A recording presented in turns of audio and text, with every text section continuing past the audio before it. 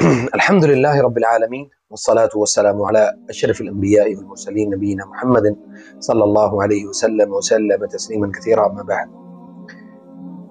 आज हम बात करेंगे जी सिहरुल मरशूश, छींटों वाला जादू क्या होता है और इसकी जो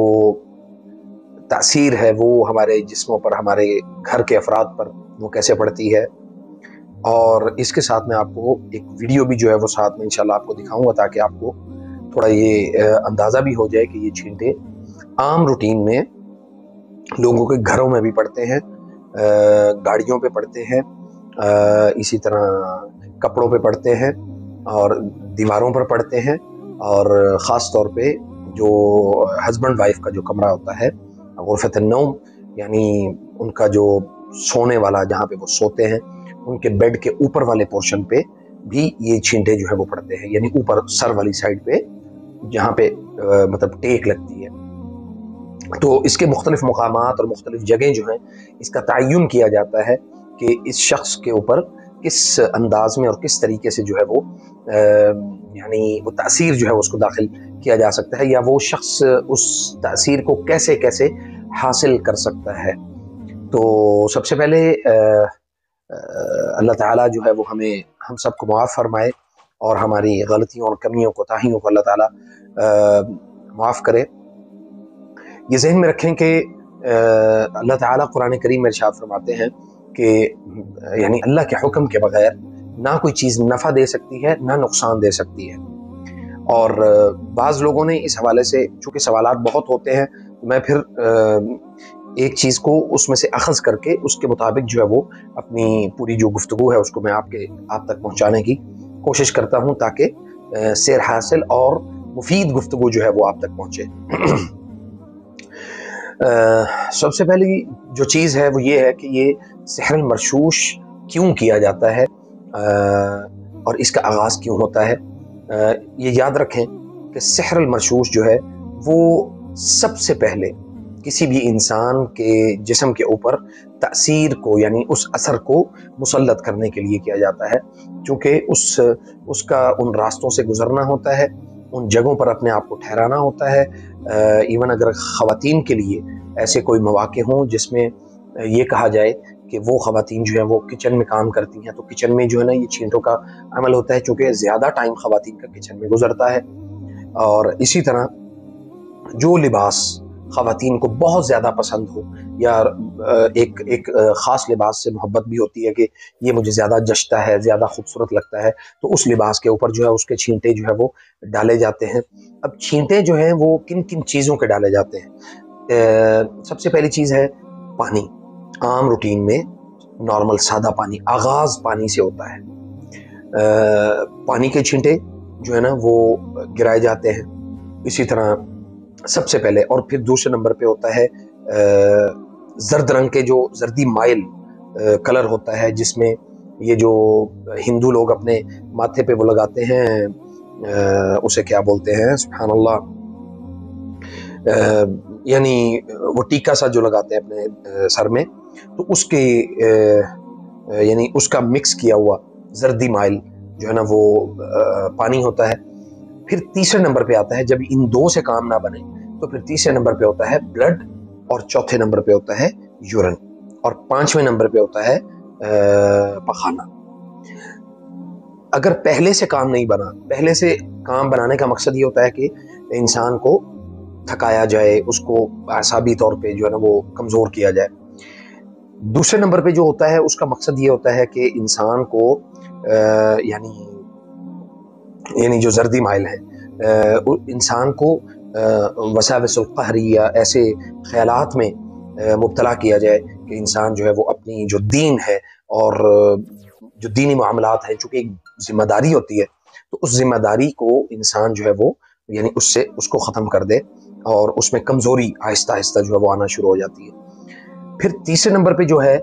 यानी ब्लड के जो छींटे हैं, उनका मकसद ये होता है कि जिस्म के अंदर जो है ना वो इन्फेक्शन पैदा किया जाए और इंसान को कोई ना कोई मुज़ी जो मरज़ है उसमें मुब्तला किया जाए। ہمارا ایمان اور یقین یہ ہے کہ وہ اذا مرضت فهو یشفین، بیماری اللہ کے حکم سے ہوتی ہے، اور اگر جادو کی تاثیر بھی ہے تو وہ اللہ کے حکم سے ہے، اللہ کے حکم کے بغیر وہ نہیں ہو سکتی۔ پھر جو پیشاب اور پخانے کے جو یعنی بول و براز جسے کہتے ہیں اس کی تاثیر جب آتی ہے تو اس کی تاثیر کا مقصد یہ ہوتا ہے کہ انسان کو کسی یعنی کسی ایسی ہلاک کرنے والی بیماری میں مبتلا کیا جائے جس کا ٹریٹمنٹ بالکل نہ ہو سکے، یعنی اس کا علاج پاسبل نہیں ہوگا، اور اگر بائی چانس وہ ریکور کر بھی جائے، جیسا کہ ہمارے ایک میرے بڑے پیارے دوست اور بھائی، اور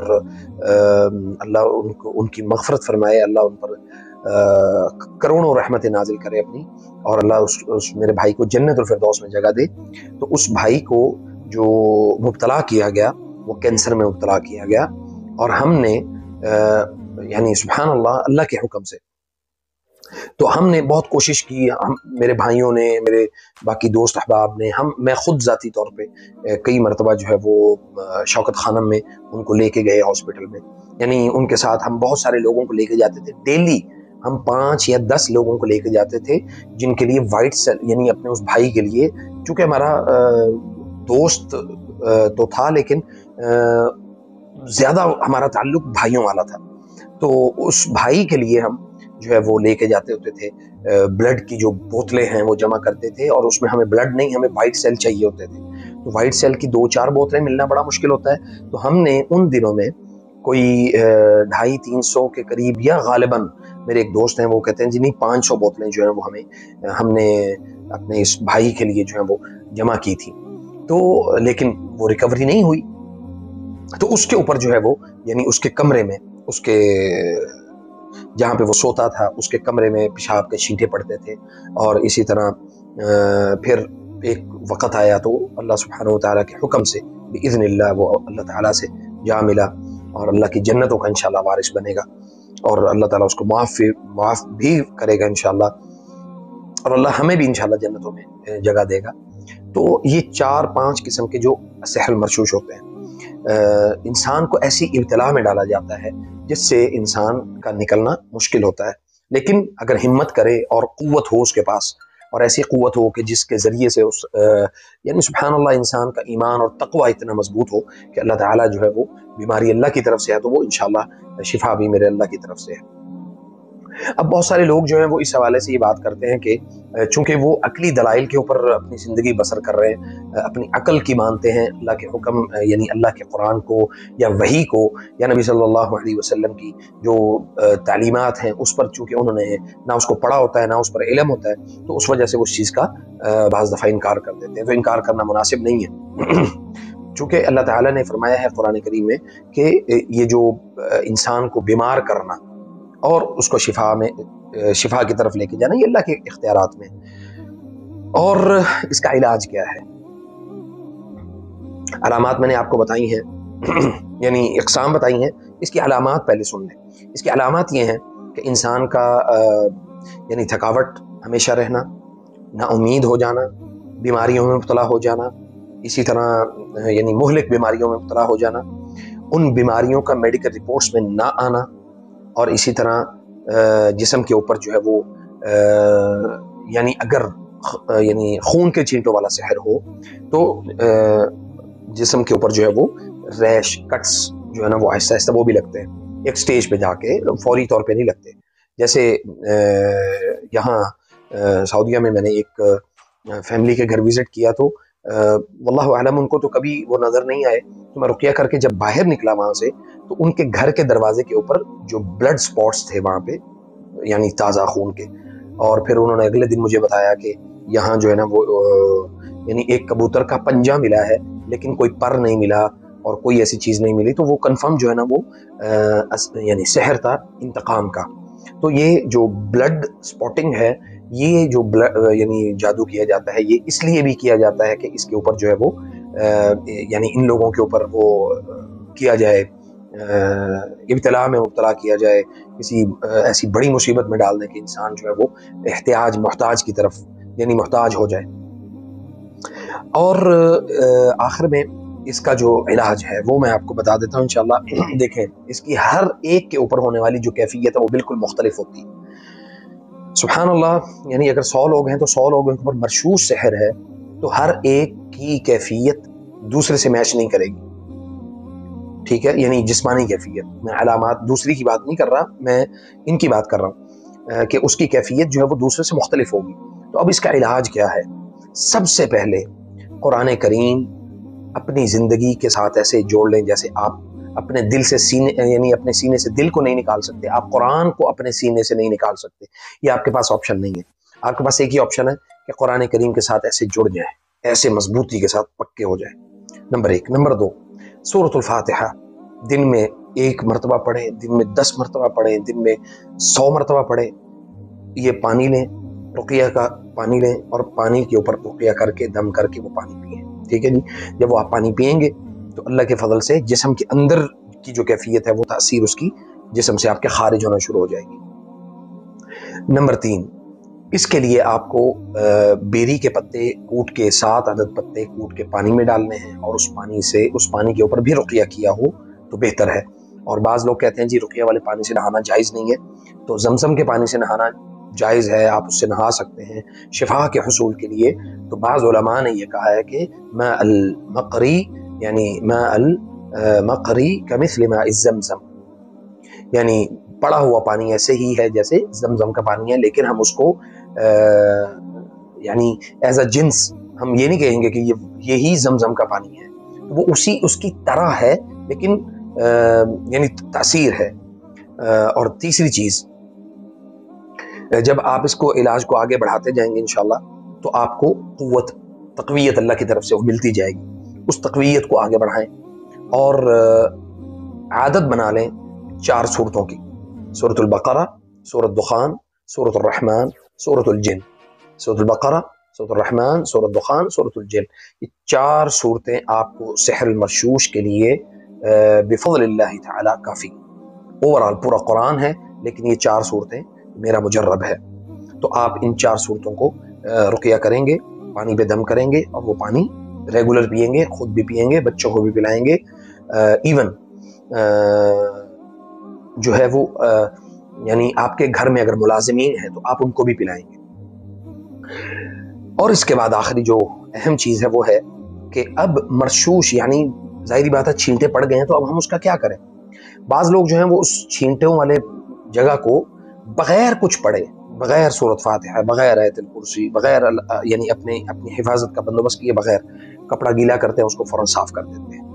وہ فوراً صاف کرنا مطلب یہ ہے کہ وہ تاثیر آپ نے اپنے جسم میں داخل کر لی، اس کی تاثیر مسام کے ذریعے سے داخل ہو گئی آپ کے جسم میں۔ لیکن اب اس کا حل کیا ہے؟ سب سے پہلے ان چیٹوں کی جگہ کا معائنہ کریں کہ کتنا ایریا ہے، اس کے بعد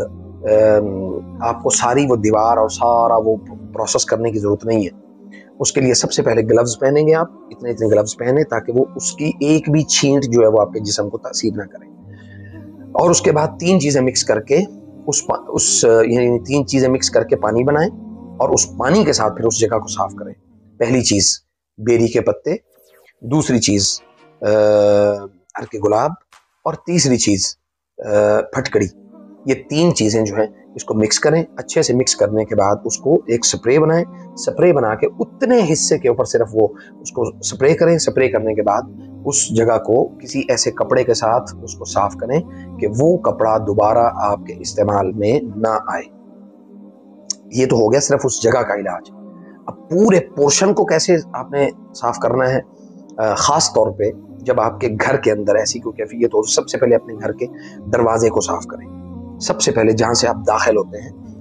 خارج ہوتے ہیں، اس جگہ کو آپ سب سے پہلے کلیئر کریں گے۔ اس کے بعد آگے کے جو معاملات ہیں آپ اس کے بعد دیکھیں گے انشاءاللہ۔ پھر اس کے بعد آپ جائیں گے کچن میں، یعنی ادھر بھی سپرے کریں گے، اور سپرے کرنے کے بعد اس کپڑے کے ساتھ، اسی کپڑے کے ساتھ بے شک کر لیں تو اس کپڑے کے ساتھ اس کو صاف کر دیں گے۔ پھر کچن میں جائیں گے، کچن میں جا کے اپنا چولہا اور شیلف اور جو کھلی جگہ ہوں گی وہاں پہ اس کو وہ کر دیں، سپرے کر دیں۔ پھر مکمل ہو جائے تو اس کے بعد ایک یعنی اسی سپرے مشین کے ساتھ پورے گھر کو ایک دفعہ جو ہے نا وہ سپرے کر دیں، اور وہ پانی پھر وہیں پہ خشک ہونے دیں، اس کو آپ نے وہ نہیں کرنا، صاف نہیں کرنا۔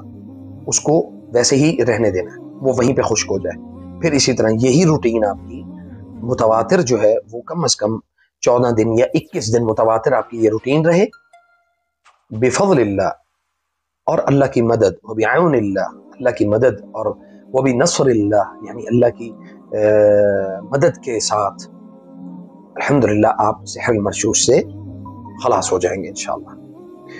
ویڈیو کافی لمبی ہو گئی ہے انشاءاللہ، ملتے ہیں اگلی ویڈیو میں، تب تک کے لیے مجھے اجازت دیں. السلام علیکم ورحمۃ اللہ وبرکاتہ.